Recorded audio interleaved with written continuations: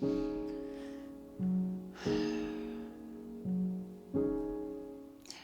back to the RealFemSapien YouTube channel, where I give cultural commentary, and today's video is going to be a little bit different because it's explaining my journey from birth to indoctrination and into coming into a new awareness that led me to be both red-pilled but also conservative. And I thoroughly think the best way that I can describe this is why I left Gynocentrism.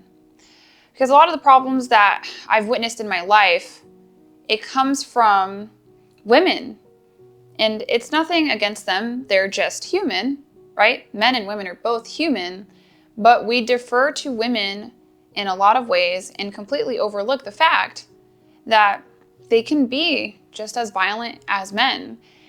And there are problems that we have right now in the modern dating market, in our culture, in society, in the West, where we've pedestalized women so they're above reproach, so we can't even address some of the cultural problems that we're experiencing. And a lot of this does have to do with progressivism and has to do with leftism.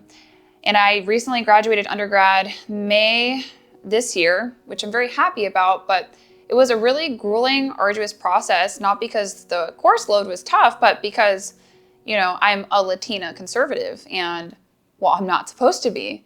Which, what even does the word conservative mean these days? I mean, I'm probably an Obama-era moderate, but the left progressed so rapidly that this is where I am now, and this is where I want to be. This is where I'm welcomed. This is where people don't say, hey, you have to think this because you're brown. And I see a lot of hypocrisy when it comes to the left.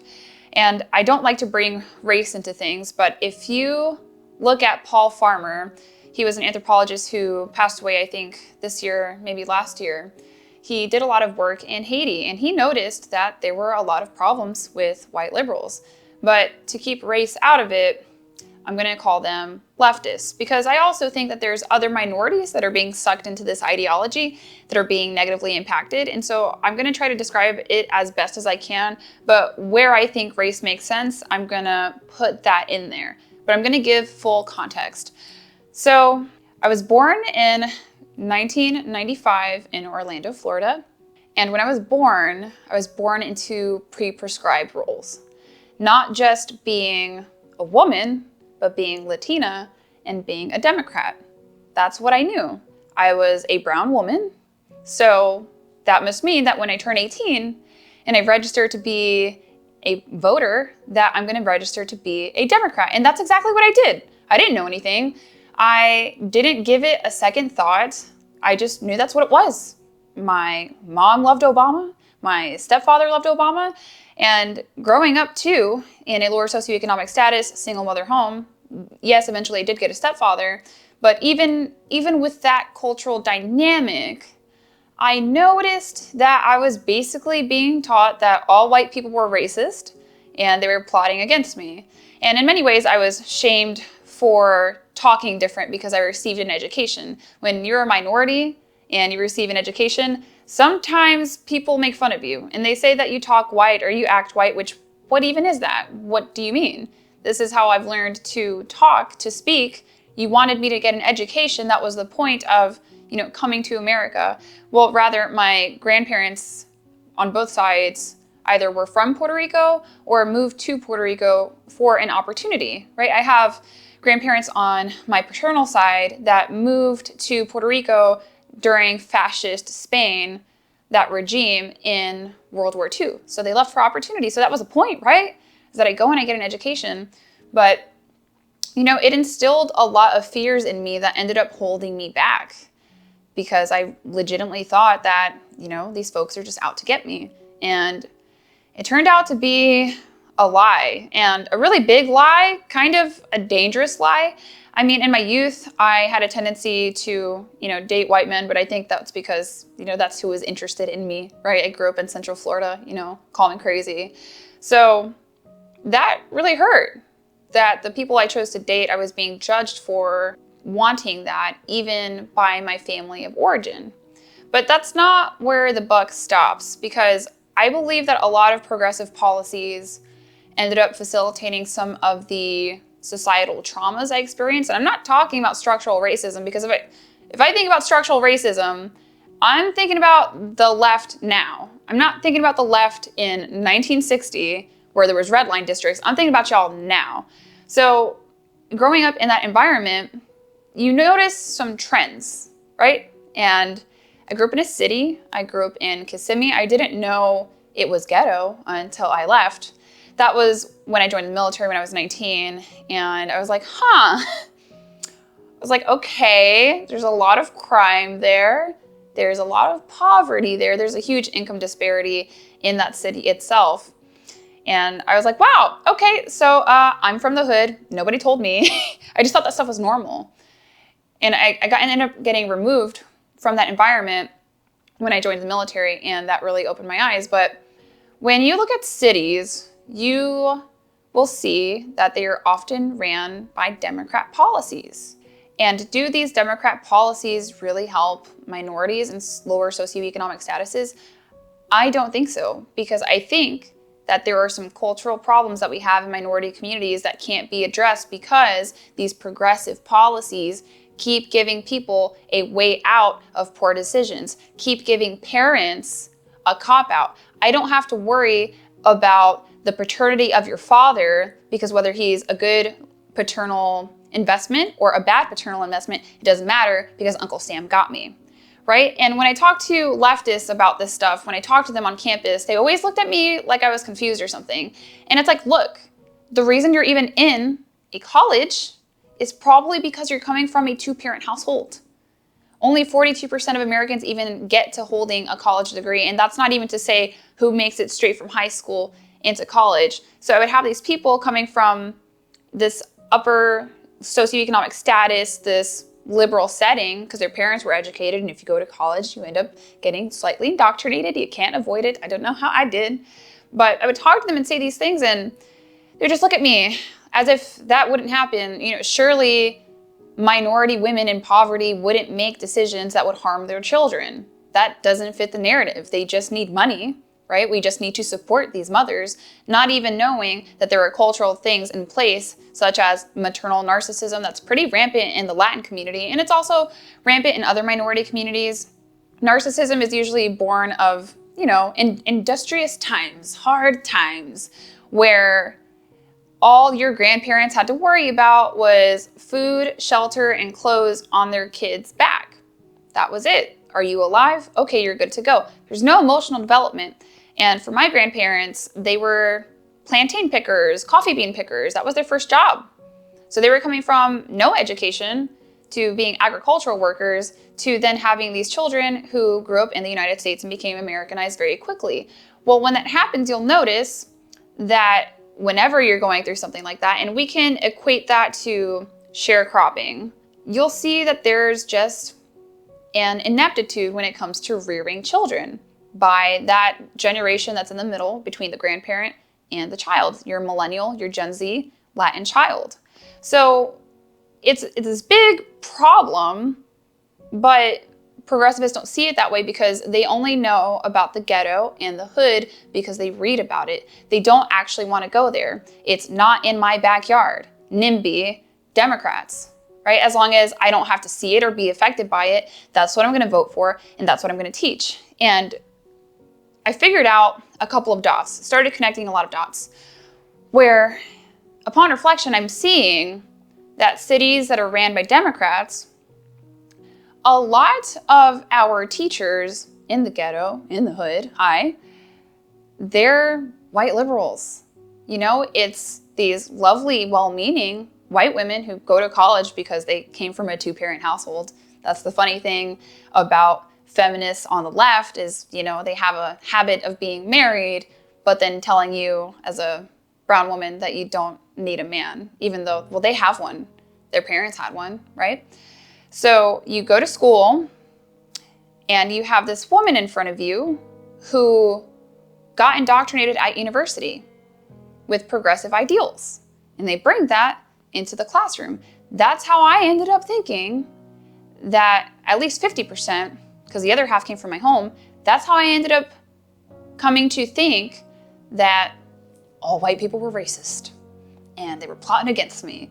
because I guess there's some kind of guilt associated when, in reality, how about you just mentor the youth and give them the tools that they need? Like, give us practical tools, not what looks good on paper. Like, give us what works in reality, which I don't see happen a lot. So they go to these colleges, because every single teacher who is in an elementary school, middle school, high school, they have to get a 4-year degree in education on a university campus. That's how you have this leftist university pipeline that ends up brainwashing minority women in inner cities. That's how you get that programming. That's how you become Americanized. You end up coming to think, well, I don't need a man. I've got government assistance. Who cares? They're accessories. Not even understanding that that lady that's telling you that, the reason she was able to get her education is because her parents were married. And I do think that there are some cultural problems. I call it a culture of poverty, but if you were to look that up sociologically, a lot of people think that that is racist. Or at least when it came out, I guess, as a sociological theory, I might be wrong. It was just perceived as racist that, these poor people are just bad because they're poor. And it's like, well, no, I think that it has a lot to do with culture. And I think that we could do better. And the reason that I was able to extract myself from that situation is because of the military mentorship I received from, shocking, straight white men. And I could have made so much more progress sooner if I wasn't so scared of them, if I wasn't so assumptive of their intentions with me. Look at these uppity people. They think they've got it so good. And as a child, I was very resentful of my classmates that were coming from 2-parent households. I would look at them and I'm like, you guys are the problem. The news says you're the problem. My parents say you're the problem. My teacher says you're the problem. Your life is good and you're taking that away from me, when that's not really true. It's just that their parents made different decisions, and minority communities could do it too. And I realized a lot of this stuff is going to be, unpopular opinions, and people are going to be like, oh, what about structural racism? I'm like, yeah, what about it? It's 2022. I've gotten so many scholarships for being a woman and being a Latina. We're given a lot of opportunities to get that first person in the door of a university, and we can take it. But are we encouraged to? Sometimes yes, sometimes no. So I get this male mentorship because I end up being a combat medic specialist. And we'll get into some more wokeism, progressivism, and indoctrination during my time in service. We will get there. I wasn't happy about my life. I picked a suboptimal mate. I was married when I was 20. And I ended up getting divorced when I was 25 after I out-processed from the military. That was a season of my life, and I'm not ashamed of it. Coming from my background, I would say I did pretty good for myself. I tried to do the best thing that I could, and I thought that that would be a marriage. So I joined the military, and I'm depressed, and I'm fat, and I'm upset with my family because of a lot of the decisions that they've made. I was not given the best cards. So I started talking to mentors because I'm noticing from these men, these medical providers, because I was a combat medic specialist, which means I was a medical screener. I would ask them questions about life. I noticed a lot of these doctors were conservative, and I'd never seen something like that before. I was like, it's a really weird thing to have in common. Even we had a Turkish doctor that was conservative, So I started noticing a trend. I'm like, people that are more successful in life are conservative. I'm like, okay, interesting. Noted. So I asked them questions about life, weight loss, depression, being successful, finances, and they give me straight answers, and they give me the playbook. And that's when I started realizing, wait a minute, a lot of people have lied to me. I actually haven't really met that many racist white folks. I haven't. I'm like, well, what else is a lie? And I start asking them the big questions actually about race. And I ask, well, are all cops racist? Are most cops racist? They tell me no, that they're mostly just people trying to do honorable work, just trying to do a job. I'm like, okay. Now, that's not to say that I never experienced racism in the military. I did, but I think that had to do with cultural differences where I was pretty loud in comparison to other female counterparts that were in the military. That was a hard adjustment for me because I learned to speak you know, kind of against the grain from my upbringing, from my culture. Puerto Ricans are a loud people. And if you're gonna be a loud private, you're gonna get a lot of people that are irritated with you. At some point, I ended up learning how to code switch and to speak more professionally, which, again, academia would say, why don't you make Ebonics a legitimate language? Like, I'm sorry, what practical advice is that? What CEO can I be like, hey man, what up? How's it going today? That's not gonna work out. And I was losing a lot of respect for my mentors because I spoke like that, so I had to figure that out. But that's the problem with like progressivism and wokeism. They give you impractical advice. And then it's things like their sentiments like, it's so sad that Maria has to code switch, or that, you know, African-American women have to code switch. Like, why do you care? Why do you care? It works. It's very effective. And just because you know a minority woman in the workplace doesn't mean you actually know how she talks in private. People want to have personal identities and professional identities. What's the controversy? Just let people do that. Give them the tools that they need. I had a cousin, I talked to her about her being successful. She was one of the only ones I noticed that was successful in her own right. And she just told me that I had to change the way I talked. I said, okay. At the time I was offended, but eventually I realized, oh, you know, she's right. But if you go to anthropology, they just tell you, hey, you know, these poor oppressed peoples, they struggle so much because of the way that they talk. They're robbed of opportunities. Like, how about you teach me what it means to have a professional identity? Give me the tools that I need. So I have these mentors, and I start reflecting more and more, and I realize these straight white men, right? It's a bad word. They helped me more than my family ever did.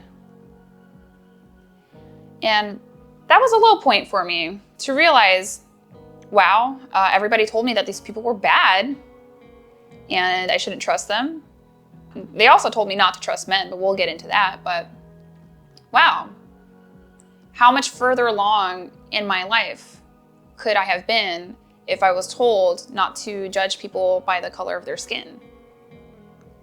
And I've noticed in my own life that the more progressivism and wokeism there is, that there's even colorism in the Latin community. It was always there. You know, like Dominicans and Puerto Ricans didn't get along. Like, you would be judged if you dated outside of your race. If you were, you know, a Puerto Rican girl with a Dominican man, because Dominicans are darker, there was like some clashing. Now that has since gone away, but the more leftist someone is, even Latinos, they're wanting to call out lighter skinned Latinos. And it doesn't make sense to me, because the Puerto Rican culture is basically, you can be blonde-haired, blue-eyed, all the way to African dark. Like, we do have a history of a slave trade. We also have Spanish influence. We also have natives. And all three of those combined make a lot of different shades. A lot of different shades. But it doesn't matter, because as long as you're Puerto Rican, then you have a community. But you get these leftists involved, and now all of a sudden, you know, I'm being told by them, that I'm too light. That maybe I have privilege. Like, I'm sorry, you don't know my story. You don't know anything about me. Lower socioeconomic status, single mother home. How dare you act like I need to check my own privilege? Where's the privilege? Because that's what you have. There's this thing, you know, two-parent privilege. I don't think that it's a colorism thing. I think that any dominant demographic in a society is going to have a privilege. And in America, for now, I mean, that's going to be white folks, but, you know, give it a couple decades, I mean, we'll be fairly mixed as time goes on, as people have interracial relationships. And that was really irritating when I was at university. But then on the flip side, I'm going to college after I serve in the military, and I'm hearing about, you know, how hard my life is, how oppressed I am. And I just don't think that that's for someone to tell me about myself.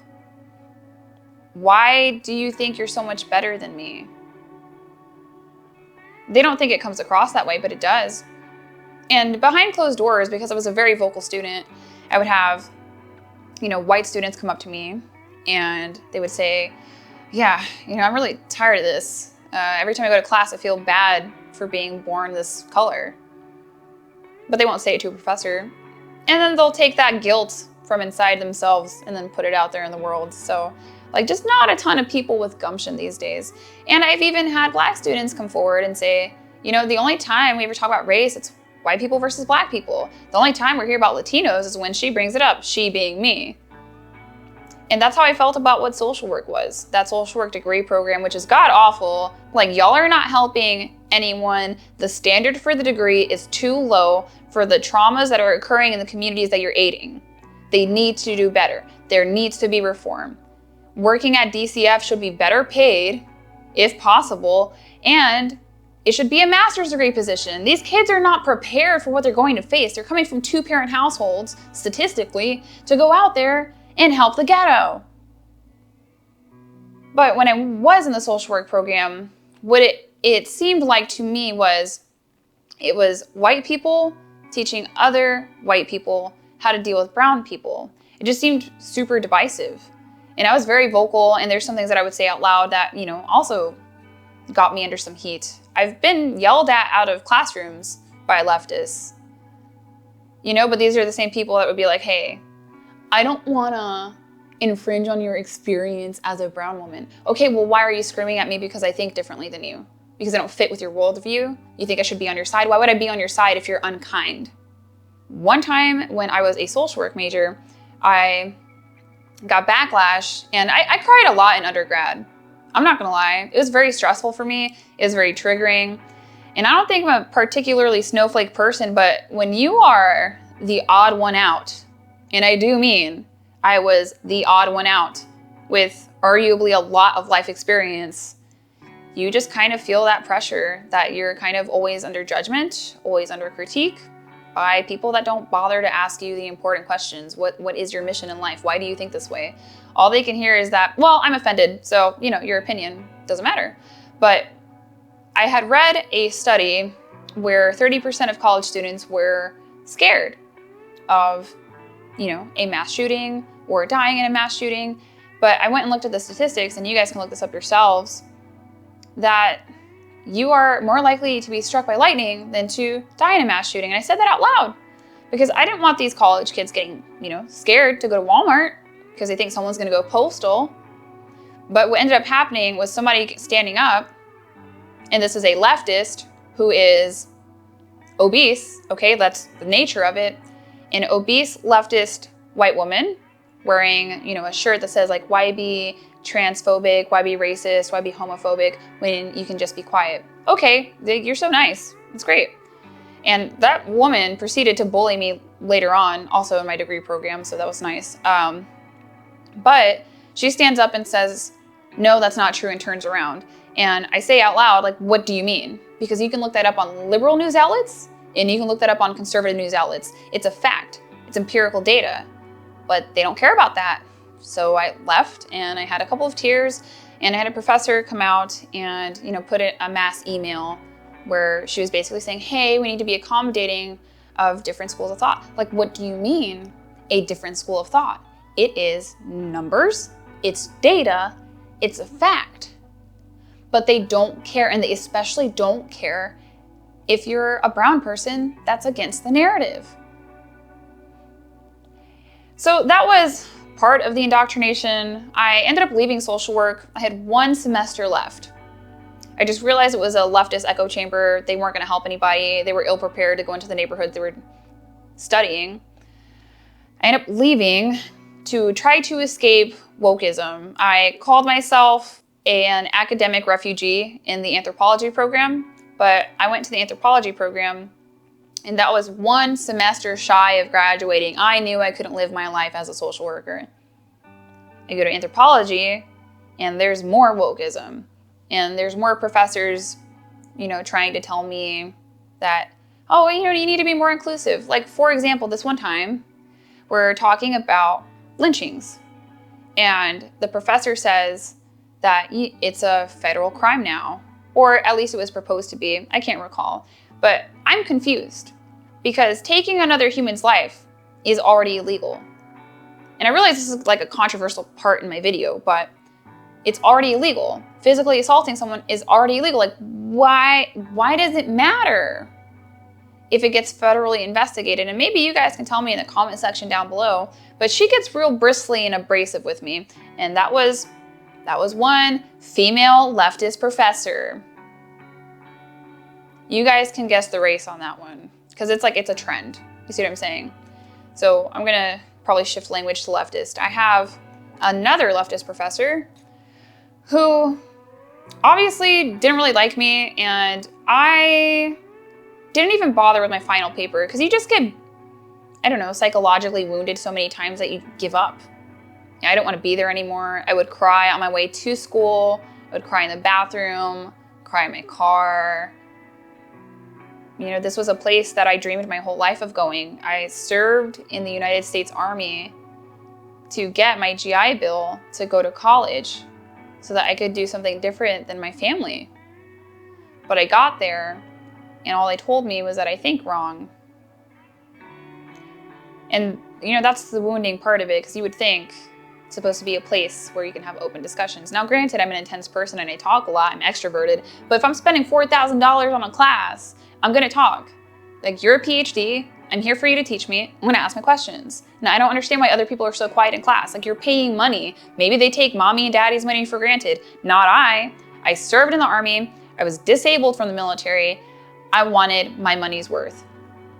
So on another occasion, this class, the professor, she didn't like me. We got that. Most female leftist professors don't like me. And even some of the males, you know, but at least with them, I have a little bit of grace because I'm attractive, at least I think. At some point it comes up, because this class is fact versus fiction. Ironic. Fact versus fiction when it comes to archaeology, and to be fair, there's a lot of hoaxes that occur in archaeology, and so like you should know what is a fact and what is fictitious, because a lot of people try to gain notoriety by fake findings. Like, here's the skull that I altered that's not a human skull, that's actually like an ape skull, but I glued some teeth on it. I understand. But we end up in conversations about, you know, vetting your sources on the internet. And I bring up that you should be mindful that Wikipedia is leftist. And unbeknownst to me, I am sitting next to a non-binary communist who is female presenting, like very big in the chest, very like a woman. And last semester, she was she, they. What does that even mean? I don't know. All I can tell you is that, you know, statistically, you probably have a lot of childhood trauma.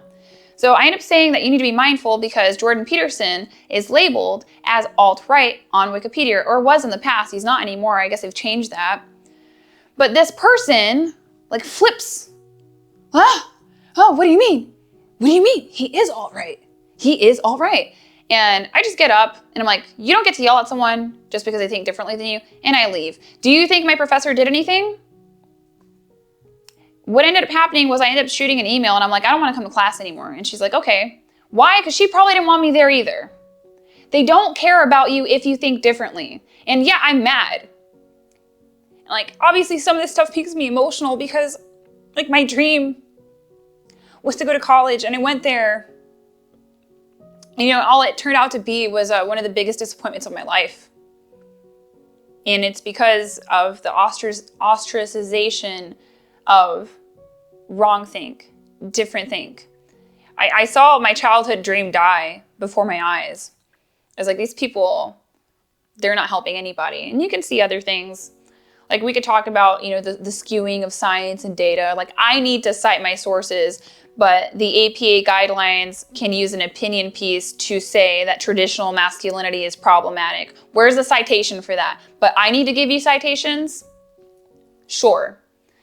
And there's been other things. I had a male mentor that I really admired who, like, we had some scuffles, and I still have tremendous respect for this person. I still think that they're a very good person, but I would be remiss if I didn't say that, you know, that relationship was very tenuous for me. I would find myself like crying after socializing with this person, and, you know, you guys can call me weak if you want, but it's like, I mean, you'd have to be there. You'd have to be that. You'd have to be a loud minority female conservative in college to understand what the stress that I was under. So every time I would talk to this person, I would just be upset at the end because A lot of these leftist professors, like, they think they're open-minded, but they're not. They think that they are, but they're not.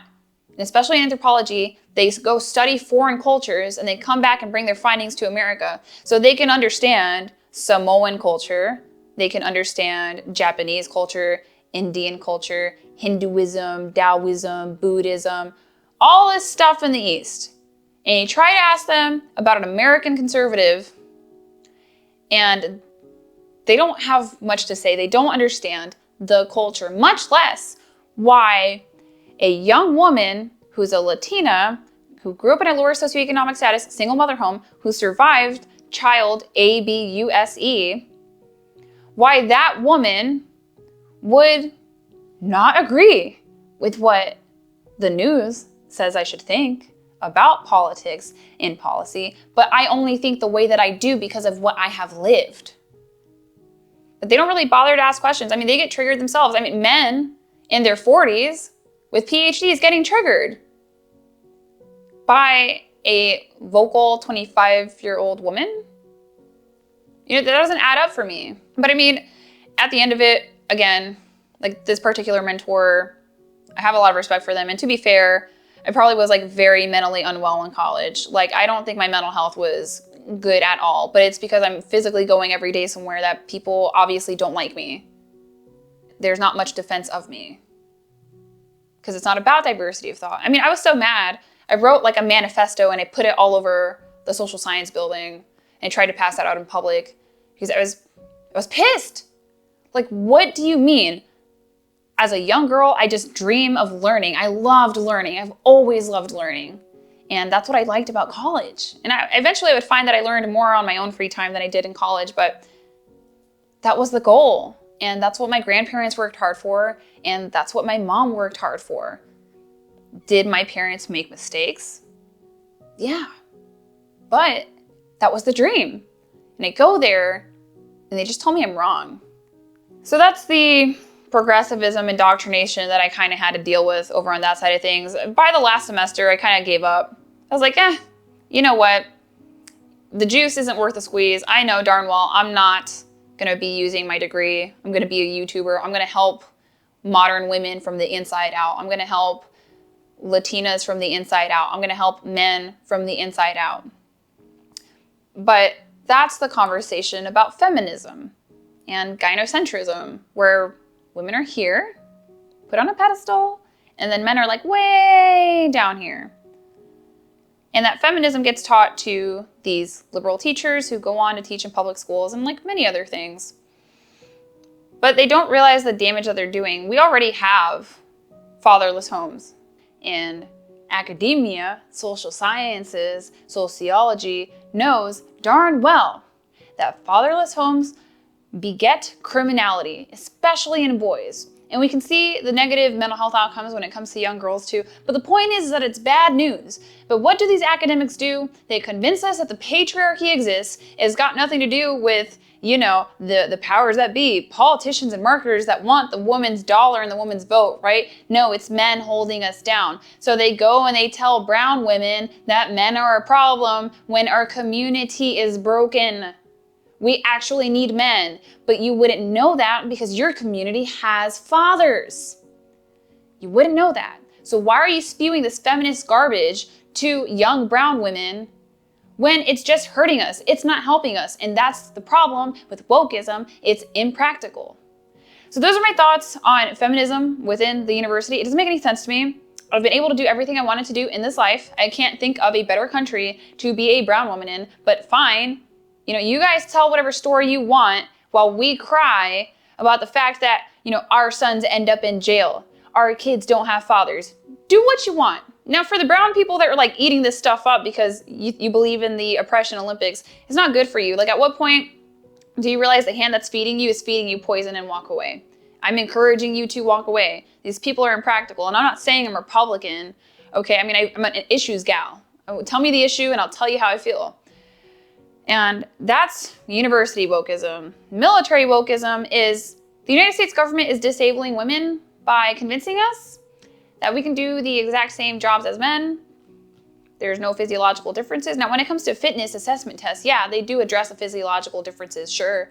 But women get injured far more in the military than men. We do. We have different hips, different bone density, different hormones. So I ended up finishing my military career with 2 labral tears in my hips. And that's because I'm a wide-hipped woman. Hi, I'm Latina. So that ends up happening. But I realized, like, wait a minute. Did the United States government really tell me that I could be a combat medic? That I could go on patrol with men? And I start noticing in my training, I'm like, a lot of women can't pick up men. Like, most of us can't pick up 6-foot men. And before you guys go off in the comment section, I'm talking about most women in the military, and y'all have never even served. A lot of you guys that are gonna comment about this haven't served. Okay, I'm not talking about the unicorn with 6-pack who's strong and can pick up a guy. I'm talking about your average 5'4", undisciplined, frumpy female soldier, okay? Okay? I mean, even your fit female soldiers are different because we don't have the same testosterone as men. And I notice in combat medic training, we have a hard time picking up these dudes. 6 foot with a vest and with a weapon. We can't carry these men, but somehow the United States government ends up rubber stamping me and saying that I can be a combat medic specialist. And I'm like not even realizing this. It took me a long time after I got out to realize, like, wait a minute, I was brainwashed. Like, these people told me I could do this job. I can't actually do this job. But they don't care because we're in peacetime, and all this wokeism is getting in the military, and this doesn't even make sense anymore. Women are at higher risk of heat casualties, which could be a heat stroke, but it also could be that you just pass out at work, than men. This is a fact. But now we're gonna have trans soldiers that are getting their hormones funded, their surgeries funded, and they're gonna make it through training. Like, you're gonna get people really hurt. I mean, they might not even live because of the impact of that medication on their physiology. But these are not questions that we have anymore because, like, this is the culture that we have. Like, men and women are not different. They're the same. Women want to be as good as men, even though there's nothing wrong with saying men and women are different. We're of equal importance for reproduction. The human species needs both of us. But, you know, there's some things that women are better at, and there's some things that men are better at, and that's okay. If you stop comparing yourselves to men, you don't need to be men. You can be a strong woman on your own, right? And I don't mean independent strong woman. I'm just saying you can be the best in your league, if it's like sports or professionalism, whatever you got, you can do that as a woman without competing with men. Women are trying to be defective, hairless men. I don't get it. We don't have the bone density for it. We don't have the testosterone for it. We don't have the anatomy for it. Why are we trying to compete with them? And I was getting yelled at in my combat arms unit at 20 years old because I'm not pulling my weight. And I don't know if these guys knew that I couldn't pull my weight or trying to convince me that maybe I can, but the reality is that I was shorter. I couldn't keep up with them. And they would yell at me to run faster, and I would see a counselor over this. I would. Come to find out, there wasn't anything wrong with me. I was just a woman. But what is a woman? So yeah, you know, I'm disabled forever. It's fine, right? Because I thought I could do the same job as men, and the United States government told me I could. It's fine. I mean, a lot of people end up with labral tears. Only like 30% of people are even symptomatic. I'm fine. I can run long distance and things like that, but it was really physically demanding on my body to just serve in the military and be in training. A lot of women too, I mean, in basic training, they lost the ability to menstruate. They weren't even ovulating. We were doing so much physical activity and we didn't have enough calories to ovulate. Like, do y'all understand what I'm saying? And I don't know what's gonna happen because, like, these commanders, I mean, they're starting to get indoctrinated. And so, like, what's gonna happen when an idiot leftist commander sends out a female combat medic on patrol and people die, right? Or, like, what's gonna happen when men don't complete the mission because they see a female's life being threatened, so they're gonna save her instead of doing what they were there to do? And hopefully it never comes to that. I mean, certainly China and Russia are not doing that, but, like, you know what I mean? This whole conversation, like, should women be in combat? Most men shouldn't be in combat. I've served in the military. It's in a sad state of affairs. There are a lot of obese and depressed male soldiers. Like, it is what it is. I outperformed a lot of men, not physically, but in a professional status, I outperformed a lot of them. And that's one of the reasons why people don't get along with me. But in any case, that's how wokeism infiltrates the military and we should all just smile and nod because this makes sense and like women are not being permanently damaged physically. I mean, at what point do you realize the hand that is feeding you is feeding you poison? So let's talk about the 2016 election, which was like the final straw where I was like, you know what, F the Democrats, I'm done with y'all. You guys want my vote no matter what. Like y'all don't even deserve it at this point. So I was a lukewarm Democrat. Like I said, I didn't think much of it. You know, I was pro-choice. I was like, not for me, but you know.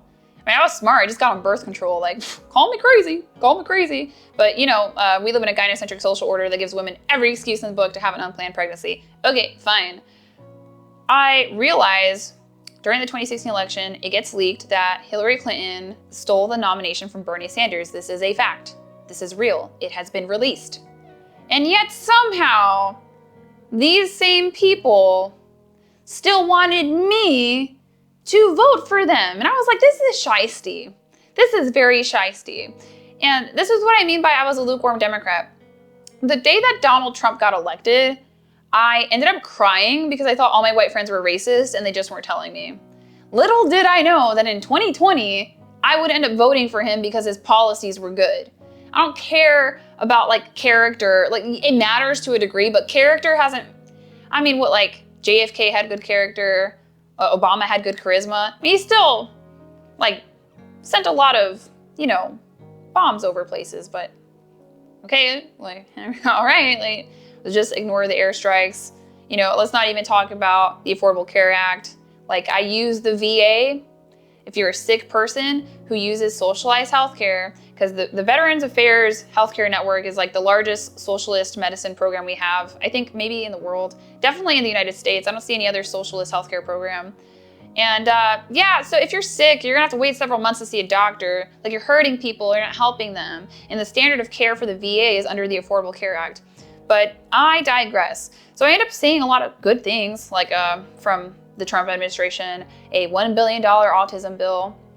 And this is after I left the Democrats. I unregistered with either party. I'm currently registered unaffiliated. I'm a reluctant Republican. I'm not actually registered as a Republican. It's just like, I'm gonna vote for people that are doing the things that I want them to do. Like, you know, not locking down society. Like if you're at risk for an illness that is out there, it would make sense that the at-risk individuals stay home.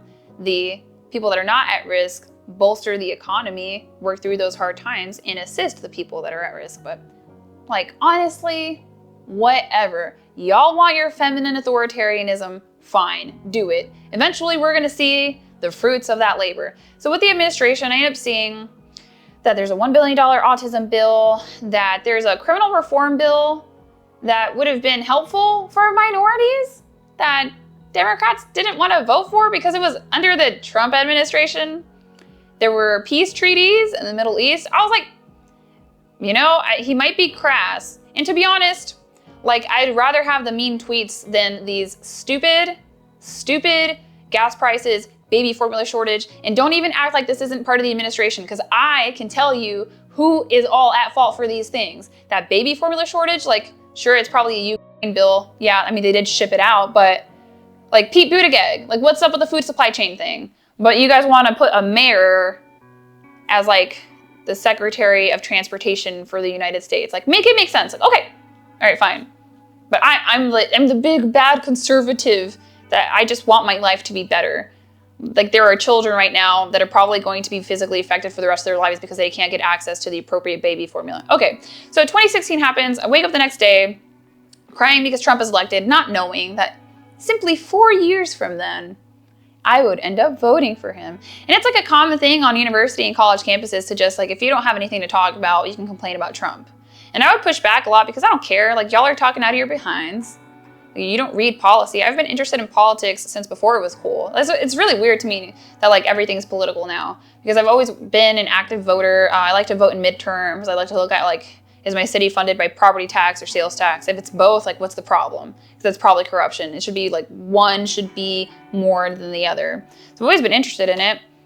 So that was an interesting time in my life where these Democrats, they just expect your vote no matter what. Why? Work for it. And they're not even really affected by their policies. That's what I mean by champagne socialist, or rules for thee, not for we. Whatever they pass doesn't affect them. Do y'all think Nancy Pelosi is really stressed out about filling up her gas tank? And that's not even to talk about the fact that I am so certain that our president has dementia. I've met people that have dementia. He wasn't even talking the same in 2020 in comparison to his 2016 speeches. All you have to go and look at, well, not 2016, but Biden's campaign speeches that he did with Obama. If you look, cognizant, totally on point. And now he's like literally reading a teleprompter. But this is what y'all voted for? Like, that's what I'm saying. If you want it, have it. Okay, but don't get mad at conservatives because we can see the writing on the wall. And we care to preserve certain things in this country because it's like the last place where there's freedom. You know? And so I think a lot of this stuff is clearly problematic, hurts minority communities more than they'll ever know. And I get it. There's a temptation there that, well, I'm oppressed, these people are gonna help me out, but you just gotta wake up at some point. That's pretty much how I left progressivism and gynocentrism. But we'll pivot into why I'm not a feminist, and it's like, why should I be? Why? You guys are obviously not on my side. You don't care how you impact my community. You know, F off is where I'm at. But, you know, I start delving into red pill concepts and I realize, holy cow, is feminism a female supremacy movement? Even termination of pregnancy is a female supremacy thing. I mean, we have her body, her choice. We don't have his wallet, his choice, right? And we have, you know, narcissistic women that are buying this progressivist garbage. And so it doesn't really matter if you need a man or not because you keep getting told that you don't. But then who suffers? The children. Who's at higher risk of child abuse? The children.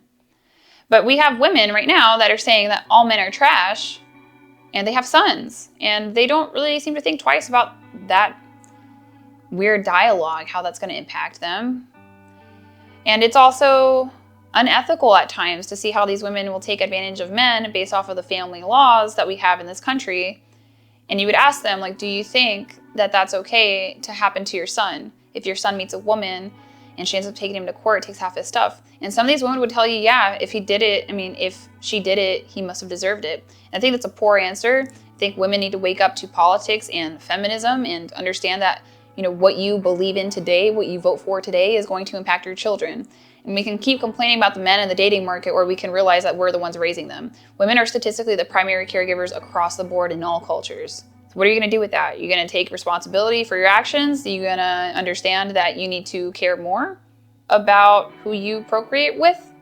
But we keep giving women bailouts. And again, this is what I mean, like progressivists, they don't think that minority women would do these things where it's like, well, you know, I mean, the baby can get Medicaid. I mean, I can't get Medicaid, but baby can, and I get monthly check, talk about food stamps. Like, people do that. Believe it or not, people do that. And I've seen it impact my family and my community way too much to stay quiet about it because I don't run my mouth for me. I run it for the kids, and I run it to help women with optimal mate selection. I want to help women to get married and stay married, and the only way I see that happening is if women are able to marry their first choice, if they're competitive in the dating market. That's what I think. I mean, I don't see any other formula, and obviously this whole gender bending situation on the left isn't effective, and we don't have any proof of that, right? We have parents who just completely throw their hands up. They're not raising their kids wreak havoc on society, and what do we have? Like single mothers crying on the news, like, oh no, I don't know what could have happened. Like, you're what happened. I hate to break it to you, but it's true. You drank the feminist Kool-Aid, we have a gynocentric social order, and it's just leading people astray. And why do we keep deferring to women and putting them above men when they're equally culpable from the FBI statistics when it comes to domestic violence? They are equally culpable in terms of aggression, but women display aggression differently. They are equally culpable in their own human flaws, the same way that men have their own human flaws. Men struggle with controlling that aggression, and women struggle with neuroses like anxiety and depression. They're just two different sexes, got their own separate issues. So, I mean, what is feminism right now? Because as far as I'm concerned, from what I could tell, it's misandry. It's not going to help Black and brown women. It's not going to do that. And what is a way that a woman of average income and average education going to be able to double her household income? Through marriage. Are leftists going to say that? No. Why? I don't know. Maybe because they don't actually want to help us. Maybe because they just want us to play along with their narrative, give them our votes. Malcolm X was very clear about how he felt about leftists, and I stand by his perspectives. And it's funny because, you know, nobody ever tells the actual story about Malcolm X and how like he was assassinated because he finally understood that we were all equal, regardless of skin color. But that was when he got assassinated, not before. And it's interesting to see liberals kind of sweep him under the rug, extremist, angry, when I think he was kind of on point. So yeah, I mean, gynocentrism is bad for you, thinking that you're up here as a woman and you don't need a man when you know that you need finances to retire, you don't have 401ks, your average woman is earning far less than $42,000 a year in comparison to your average man. I mean, we could talk about like these PhD women, but you're not them. Most women are not them. I'm not them. I'm not a PhD woman. So am I gonna live off of possibilities or probabilities? But it would take an aware culture to actually help women and elevate them to a point where we don't feel that in order to be successful, we have to terminate our babies. We have companies that are willing to pay for maternity leave. We have an increase in marital rates. We have an increase in, I don't know, marital happiness. I mean, that would be nice. We have less criminality. No. What's the answer from the left? A woman's right to choose. Like, how about you tell me how to choose a good mate? Why don't you educate me? But that's what my YouTube channel is for, to do what everyone else wouldn't. And this is my degree that I'm never gonna use. I learned a lot. I was kicking and screaming the whole time. But this was my award for like 4 years of stress, serving the military, getting my scholarship, and I'm not gonna do much with it.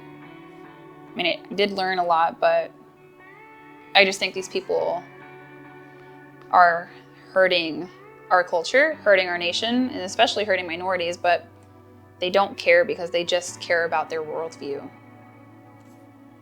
And it was one of the saddest moments of my life that I spent so much like dreaming about this as a young girl, just to get to campus and see the wolf in sheep's clothing. So yeah, I mean, this video is different. It is just explaining where I get all my viewpoints from. And I'm not gonna stop thinking the way I do. I can barely recall thinking the way I did before when I was kind of center left. I mean, now I'm definitely on the right. I don't even think I'm center right anymore, but I don't wanna be, and that's okay. And you don't have to be either. And if you wanna view men as humans, you can do that too. If you think that feminism is lying to you, you don't have to be a feminist, and don't let people tell you otherwise. Nobody can tell you what to believe, how to believe, anything like that. You get to decide. And so like, do you want to be happy or do you want to be right? It's just a good question to ask. What are you voting for? How are you leading your lives? Who are you mating with? How are you raising your kids? What's your discipline? Are you even curious about the future that you're going to leave behind for the children that are coming after you? So, if you liked this content, make sure you give it a big thumbs up, subscribe down below, and hit the notification bell so you can see my future videos. And this was a video to kind of put out a manifesto about why my channel exists, what I'm doing here. The main goal of the channel is to reduce child abuse risk in half. I have that on my banner, I mean that, and at least I'm doing more than social work probably ever will. You guys have an amazing day, and remember, you don't have to think the way people tell you to.